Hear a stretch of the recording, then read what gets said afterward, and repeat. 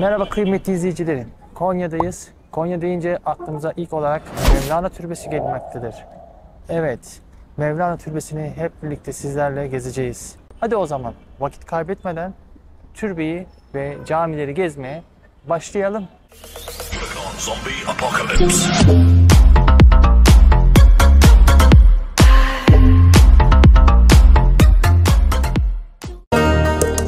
Konya'da ilk durağımız Mevlana Türbesi. Mevlana 13. yüzyılda Anadolu'da yaşamış bir Fars tasarrufçusu, ilahiyatçısı ve sufi bir mistik şairdir. Mevlana, hoşgörü ve barışın sembolü olan bir din bilgininin adıdır. 12 Ocak 1231 yılında Mevlana'nın babası vefat etmiştir. Bunun üzerine Mevlana'yı sevenler Mevlana'ya müracaat ederek babasının mezarının üstüne bir türbe yaptırmak istediklerini söylemişlerse de Mevlana gök kubbeden daha iyi bir türbe olur mu diyerek bu isteği reddetmiştir. Ancak kendisi 17 Aralık 1273 yılında vefat edince Mevlana'nın oğlu Mevlana'nın mezarının üzerine bir türbe yaptırmak isteyenlerin isteklerini kabul etmiştir.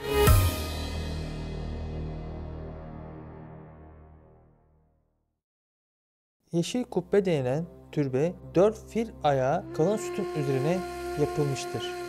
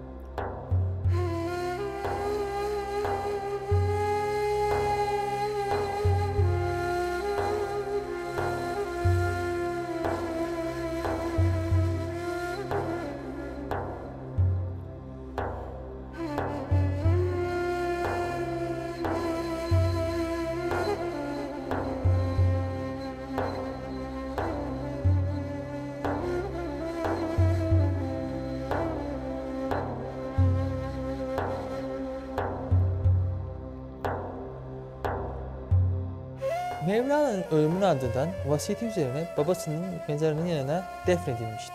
Rivayete göre Mevlana toprağa verilirken oğlunun ilmine ve irfanına duyduğu saygıdan dolayı babasının sandukasının ayağa kalktığı halk arasında konuşulmaktadır. Ancak gerçek olan Mevlana mezarının üzerine konulmak üzere normal sanduka ölçülerinde nazaran daha büyük ölçülerde sanduka yaptırılmıştır. Daha sonra dönemi padişahı Kanuni Sultan Süleyman ki mezarın üzerinde tek kişilik bir sanduka bulunduğu için gök mermerden Mevlana'ya sanduka yaptırmış. Mevlana'nın eski ahşap sandukası 1565 yılında yerinden kaldırılarak babasının sandukasının üstüne konmuştur. Sandukaya değinecek olursak, sanduka seçkin kişilerin mezarların üzerine yerleştirilen taputa denir.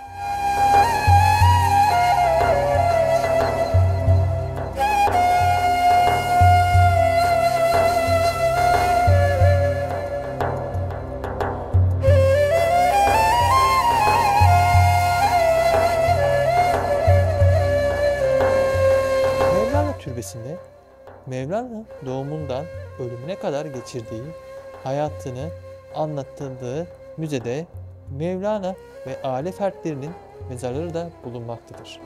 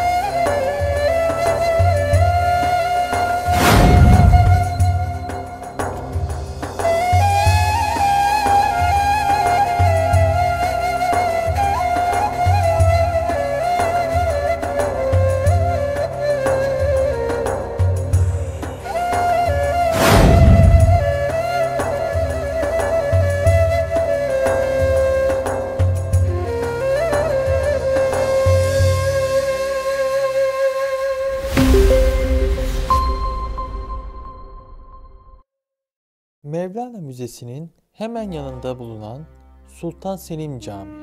Klasik Osmanlı mimarisinin Konya'daki en güzel örneklerinden biridir. Merkezi kubbeyle örtülü mekan tek yönden yarım kubbe ile genişletilmiştir.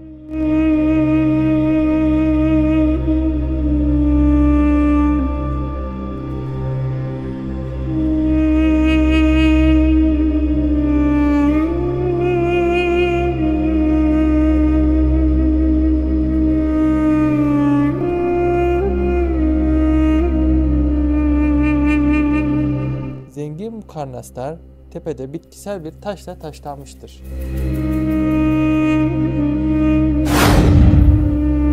Mihrap ve minber temiz ve beyaz mermerden olup mihrap nişi köşelidir. Cephesi mukarnas dolgulu bordürlerle çerçevelenmiş, köşeliklerle birer kabara konmuştur. Minberin kadisinde dilimli kemercikler, sivri kemerli geçit ve üstteki köş ve külahta, aynalık ve korkuluklarda ince ve kaliteli bir işçilik göze çarpar.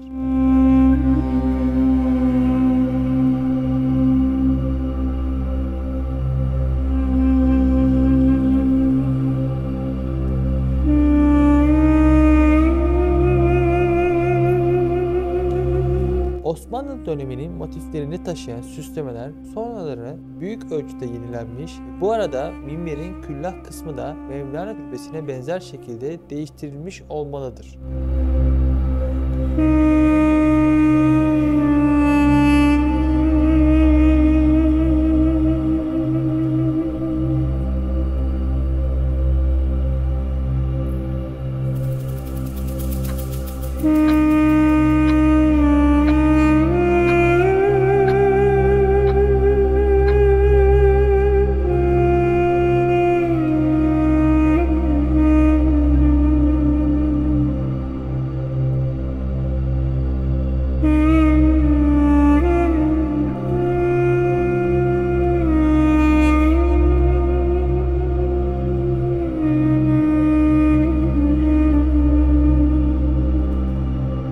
Son cemaat yeri 7 kubbeyle örtülüdür. Kubbeleri taşıyan mermer sütunların başlıkları mukarnaslıdır.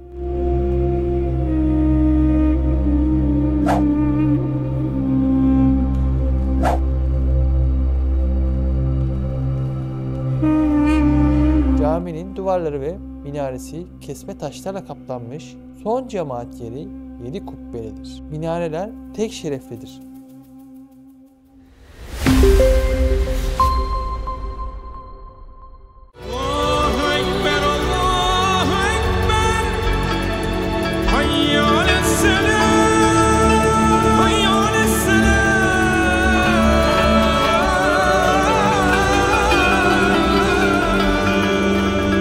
Aziziye Camii 1671-1676 yılları arasında Şeyh Ahmet İli ile yaptırılan cami yandığı için 1867 yılında Sultan Abdülaziz'in annesi Valide Sultan tarafından tekrar yaptırılmıştır. Aziziye Camii, Türk barok mimarisi tarzı ile inşa edilen bir camidir. Tamamen kesme taştan yüksek bir bina olup haremine merdivenle çıkılmaktadır.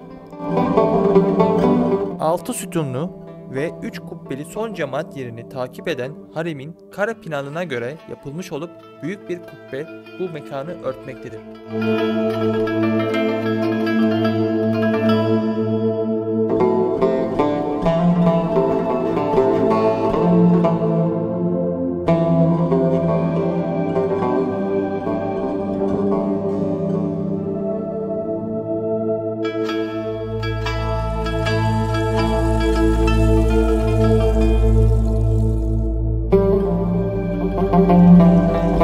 Aziziye Camii 19. yüzyılda Türk mimarisine hakim olan Avrupa sanat akımlarının birkaçının karıştırılması suretiyle meydana gelmiştir. Yapının her cephesinde yuvarlak kemerli bir büyük pencere vardır.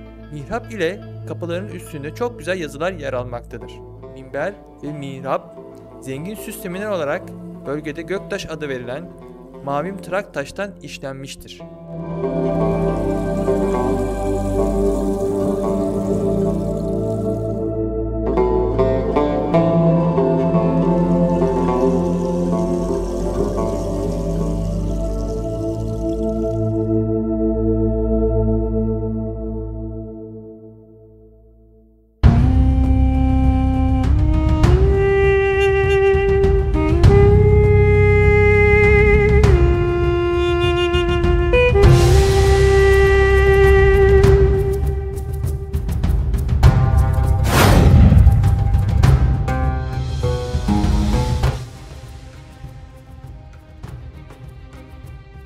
Caminin iki yan duvarında beşer giriş bulunması Türk mimarisinde pek rastlanmayan bir özelliktir. Yivli gövdeli çift minare de minarelerine göre değişiktir.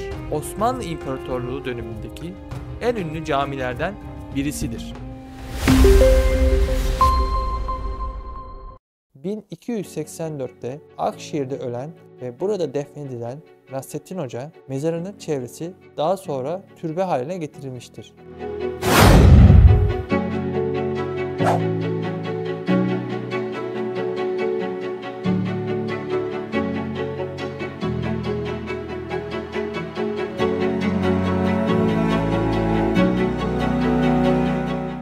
Türbenin dört tarafının açık, bir tarafının asma kilitle kapalı olmasının nedeni Nasrettin Hoca'nın mizah anlayışının göstergesinden kaynaklanmaktadır. Konya merkeze 135 km uzaklıkta, Konya'nın Akşehir ilçesinde bulunmaktadır.